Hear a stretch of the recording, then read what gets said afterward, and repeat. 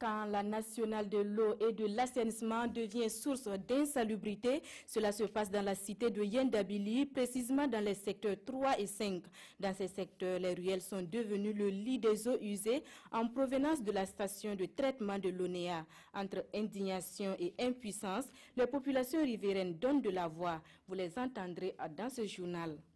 Et puis l'année 2017 aurait été celle des vaches maigres pour les acteurs de la filière mangue du Burkina, avec une baisse de la production d'au moins 15%.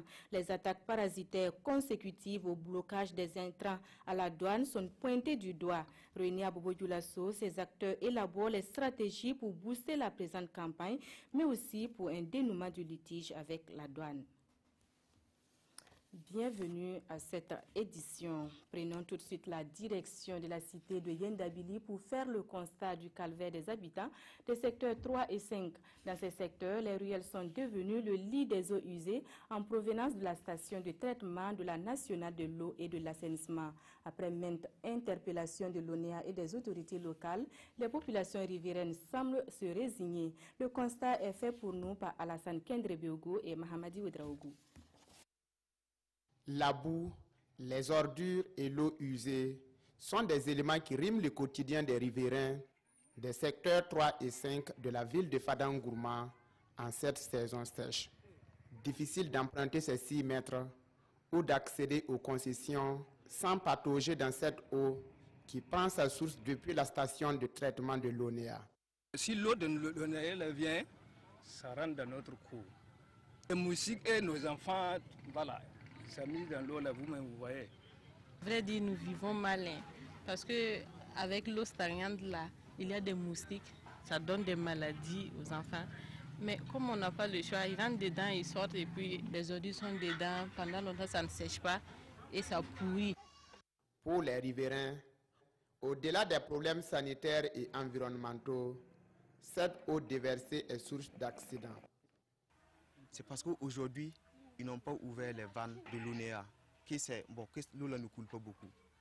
Le jour que vous venez, vous coïncidez avec leur ouverture, c'est pas la peine, tu ne peux même pas circuler. C'est un calvaire pour nous. Nos enfants et les personnes âgées se blessent sur ces voies.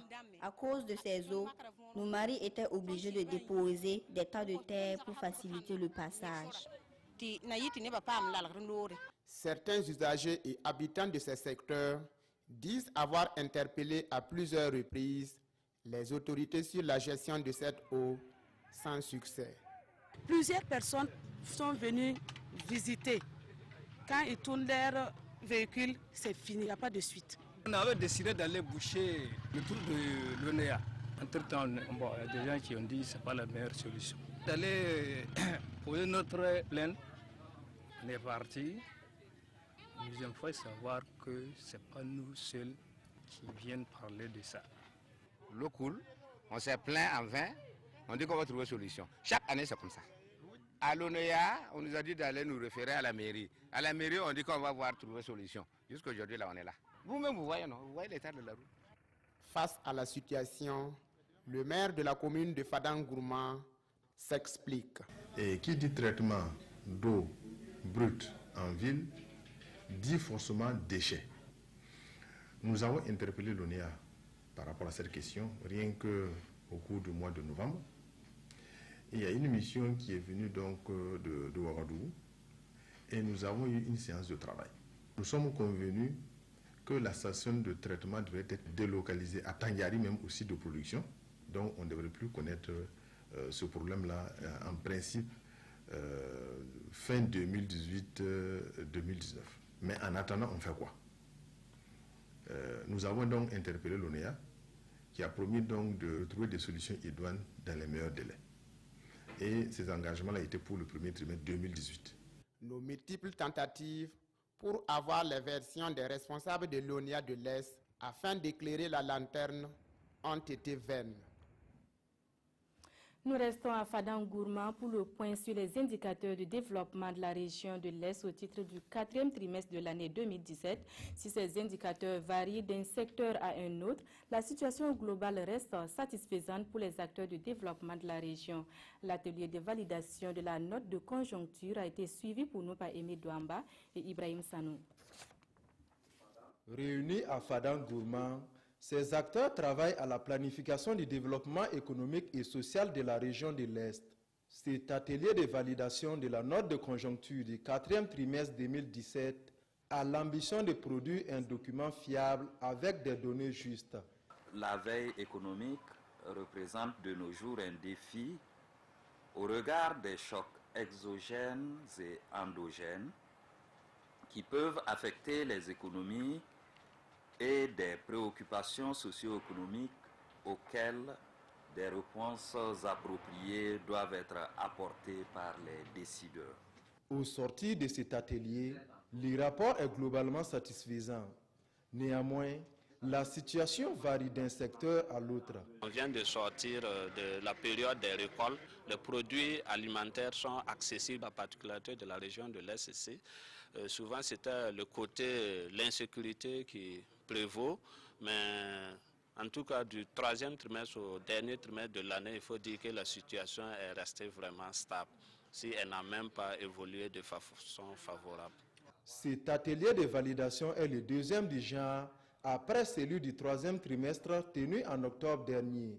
Dans le but d'améliorer les prochaines éditions, des recommandations sont formulées, notamment la désignation des points focaux dans les directions et institutions concernées par les enquêtes.